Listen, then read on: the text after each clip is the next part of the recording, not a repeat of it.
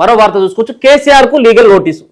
అసెంబ్లీకి గైర్హాజరు కావడంపై పంపిన Telangana federation of farmers ప్రధాన కార్యదర్శి విజయపాల్ చర్యలు తీసుకోవాలని స్పీకర్. వాస్తవంగా కూడా లీగల్ నోటీస్ కాదు, అసలు దేనికి పని చేస్తావా కేసీఆర్? నువ్వు ఫామ్ హౌస్లో పడుకోదానిక?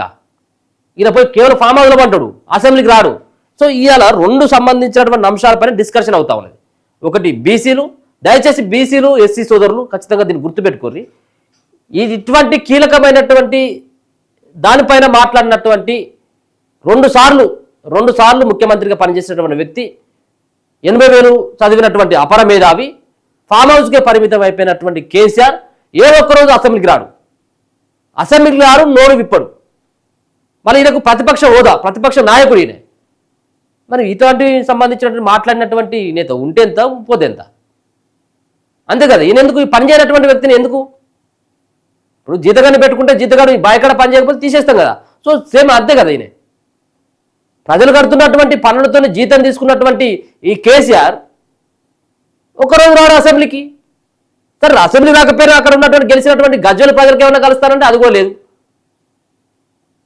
మళ్ళీ ఈయన మాట్లాడతాడు కదా బీరాలు, నేను యుద్ధం చేస్తా, నేను మెడలో వస్తా, నేను మరి ఈ మెడలో ఉంచడం తెలియదు, ఇవాళ కూడా ఒత్తల రాడా తెలియదు. మొత్తానికి కేసీఆర్కి లీగల్ నోటీసు పంపినబ్బా. ఏది నువ్వు ఒత్తలేవుగా అసెంబ్లీకి వస్తావు, ఏ వస్తలేవు నువ్వు, నీకు పని చేసుడుగా సాధన అవుతలేదు, నువ్వు సపరేట్గా ఇంట్లో కూకోను అని చెప్పేసి ఒక లీగల్ నోటీసులు పంపిణలు. ఎమ్మెల్యేగా ప్రతిపక్ష నేతగా ఉన్న బీఆర్ఎస్ అధినేత కేసీఆర్కు తెలంగాణ ఫెడరేషన్ ఆఫ్ ఫార్మర్స్ ప్రధాన కార్యదర్శి విజయపాల్ తరపున లీగల్ నోటీసులు పంపినట్లు అడ్వకేట్ శ్రీనివాసరెడ్డి తెలిపారు. సోమవారం ఆయన మాట్లాడుతూ అసెంబ్లీకి కేసీఆర్ రాకపోవడంతో నోటీసులు పంపించినట్లు వెల్లడించారు. కాగా ఆపోజిషన్ లీడర్గా కేసీఆర్ అసెంబ్లీలో తన కర్తవ్యాన్ని నెరవేర్చడం లేదని నోటీసుల్లో పేర్కొన్నారు. ప్రజా సమస్యలపై అసెంబ్లీలో పోరాటం చేయాలన్నారు. రైతుల సమస్యలపై అసెంబ్లీలో కేసీఆర్ మాట్లాడకుండా ఉండడం అంటే అన్నదాతలకు గొంతు నొక్కడమేనని నోటీసుల్లో చెప్పారు. అసెంబ్లీకి రాని కేసీఆర్ పై చర్యలు తీసుకోవాలని, పదవి నుంచి ఆయన్ను తొలగించాలని speaker Gaddam Prasad, CM Revanth Reddy, deputy CM Mallu Bhatti Vikramarka, assembly general secretary నరసింహాచార్యులకు సైతం నోటీసులు పంపినట్టు తెలిపారు. ఎమ్మెల్యేగా ఎన్నికైన వారు 6 నెలలు అసెంబ్లీకి రాకుండా వేతనాలు తీసుకొని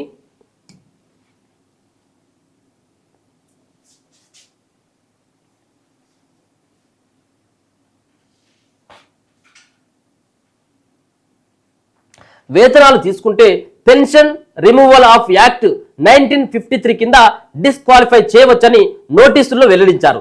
కాగా కేసీఆర్ అసెంబ్లీ గైర్హాజరు అవుతున్నారని బీఆర్ఎస్ వర్కింగ్ ప్రెసిడెంట్ కేటీఆర్కు నోటీసులు పంపినట్లు నోటీసుల్లో ఆయన అడ్వకేట్ కూడా చెప్పడం జరిగింది. ఇక మొత్తానికైతే మాత్రం ఆయనను మొత్తానికి తీసేయాలి, సపరేట్గా ఆయన పనికిరాడు, ఈయన అసెంబ్లీకి రాడు, ఆయన పనిచేసేటువంటి పరిస్థితి లేదు. కాబట్టి ఆయనను డిస్క్వాలిఫై చేసి ప్రజలు పన్ను కట్టేటువంటి దాన్ని జీతంగా తీసుకుంటూ మరి కేసీఆర్ ఫామ్ హౌస్కే పరిమితం అవుతా ఉన్నాడు. మరి అటువంటి చాతగానటువంటి వ్యక్తి మరి అసెంబ్లీకి కేవలం రానటువంటి దాదాపుగా సంవత్సర కాలం అవుతా ఉన్నది. ఇప్పటి వరకు రానటువంటి వ్యక్తికి ఎందుకు మీరు ఇప్పటి వరకు ఆయనను ప్రోత్సహిస్తూ ఉన్నారు? ఆయన పైన ఇమ్మీడియట్గా డిస్క్వాలిఫై చేయాలని ముఖ్యమంత్రి రేవంత్ రెడ్డితో పాటు మరో పక్కన భట్టి విక్రమార్క గారికి, స్పీకర్కి, వీళ్ళందరికీ కూడా మరి అడ్వకేట్ నోటీసులు కూడా పంపినటువంటి పరిస్థితి కనబడతా ఉంది.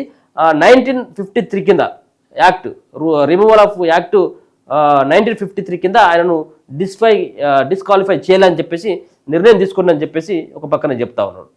సో చూద్దాం మరి ఆయనకు సరే లీగల్ నోటీసులు ఇచ్చినంత మాత్రాన ఆయనను డిస్క్వాలిఫై చేస్తారా లేదా అనేది చూడాలి. అది కాకపోవచ్చేమో, కానీ ఒక బాధ్యతాయుతమైనటువంటి పదవిలో ఉన్నటువంటి 10 సంవత్సరాలు రాష్ట్రాన్ని వెలగబెట్టినని చెప్పేసి గొప్పలు చెప్తున్నటువంటి అపర మేధావి రావాల్సినటువంటి అవసరం ఉంటుంది కదా. ఎందుకు ముఖం చూపెట్ట బుద్ధి అయితే లేదా అసెంబ్లీలో? అంటే రేవంత్ ముందో లేకపోతే ఉంటే నీకంటే చిన్న వాళ్ళ ముంగట వాళ్ళు మంత్రి పదవిలో ఉన్నటువంటి సందర్భంలో జీర్ణించుకోక ఇలా కేసీఆర్ రానట్టుకుని తెస్తూ ఉంది. సో మీరు అంటారు కదా, రైతులకు మేము ఇచ్చినాం, మేము ఇక్కడ తెలంగాణలో ఉన్నటువంటి పేదలకు సాయం చేసినాం, ఇక ఇన్ని ప్రాజెక్టుల రూపంలో ఇన్ని నీళ్ళు తీసుకొచ్చినాం అని చెప్పేసి మరి గొప్పగా చెప్తున్నటువంటి మీరు ఎందుకు ఇలా అసెంబ్లీకి రాకపోవడానికి ప్రధానమైనటువంటి కారణం ఏంటో ఆ కారణం కూడా చెప్పాలి కదా.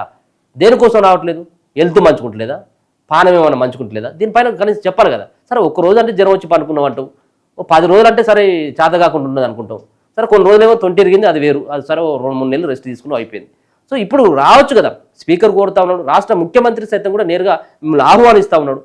రాండయ్య కేసీఆర్, మీరు పెద్దోళ్ళు గతంలో మీరు చేసినటువంటి ఏవైతే పనులు కేంద్ర మంత్రిగా పనిచేసిండ్రు, మీరు రాష్ట్ర ముఖ్యమంత్రిగా 2 సార్లు పనిచేసిండ్రు.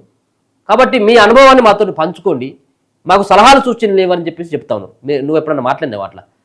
సరే ఆయన చెప్పింది కాబట్టి నువ్వు వస్తావా లేదనేది రెండో విషయం, కానీ నువ్వు ఎప్పుడన్నా కనీసం వాళ్ళని ఆహ్వానించినావు? ఎవరైనా ప్రతిపక్షంలో ఉన్నటువంటి నేత కొంత ఎక్కువ అవుతుంది, కొంత వాయిస్ రేజ్ అవుతుంది అన్నప్పుడు వాళ్ళని తీసుకొని టక్కున వీళ్ళకు లోపల మీ పార్టీలో మీ దొడ్డకు తీసుకొచ్చుకోవాలి. అట్లా ఉన్నది కేసీఆర్ వ్యవహారం. సో వీళ్ళు ఇప్పుడు అట్లా కాకుండా కేవలం మీరు రావాలని చెప్పేసి ఆహ్వానిస్తూ ఉన్నారు. మీకున్నటువంటి అనుభవాన్ని మాతో పాటు పంచుకోండి అని చెప్పి సూచిస్తూ ఉన్నారు. ఎందుకు రావు నువ్వు? నీకేమైనా జీతం ఇస్తలేరా? లేకపోతే నువ్వేమైనా ఎమ్మెల్యే కావా? సో నువ్వు ఎమ్మెల్యే కాకపోయినట్టయితే నిన్ను కనీసం ఎవరు కూడా దేకపోవు, ఏం కాకపోవు. కానీ నువ్వు ఎమ్మెల్యేవు, ప్రతిపక్ష నాయకుడు ఉంటావు, నీకు 4 గన్మెన్లు, జీతాలు, ఈ వ్యవహారం, క్యాబినెట్ హోదా, ప్రతిపక్ష నేత క్యాబినెట్ హోదాలో ఉన్నటువంటి నువ్వు ఇప్పటి వరకు ఒకరోజు కూడా నువ్వు అసెంబ్లీకి రాకుండా ఈ మీనమేషాలు ఏంటి ఇవన్నీ? సో ఇమ్మీడియట్గా అసలు నిజంగా కూడా ఈ యాక్ట్ కనుక ఉన్నట్టయితే ఇమ్మీడియట్గా రిమూవ్ చేయాలి ఆయనను. కేసీఆర్ రిమూవ్ చేయాలి అసలు. ఎందుకు? నువ్వు కాకపోతే ఇంకోరు వస్తారు, అక్కడ గజ్వేల్ ఇంకోరు పోటీ చేస్తారు. లేరా? ఎంతమంది లేరు? అరే నిన్న మొన్న పోయి 6 నెలల పాటు జైల్లో ఉన్నటువంటి కల్వకుంట్ల కవితమ్మ రోజు వచ్చి తిరుగుతుంది మీ బిడ్డ, మీ కూతురే కదా, ఆమె తిరుగుతలేదా? ఆ జైలుకు పోయి వచ్చినప్పుడు కూడా పాపం జనాలలో ముఖం చూపెడుతుంది, మంచిగా గంభీరంగా మాట్లాడుతుంది మీ కూతురు. మీకేమైంది సార్? మీకు మంచిగా మీరు అంటారు కదా, నాకేమైంది గిత్త ఉన్నానని చెప్పి చాలాసార్లు మాట్లాడతారు కదా, మీకేమైంది సార్? వచ్చి మాట్లాడవచ్చు కదా జనాల ముంగట.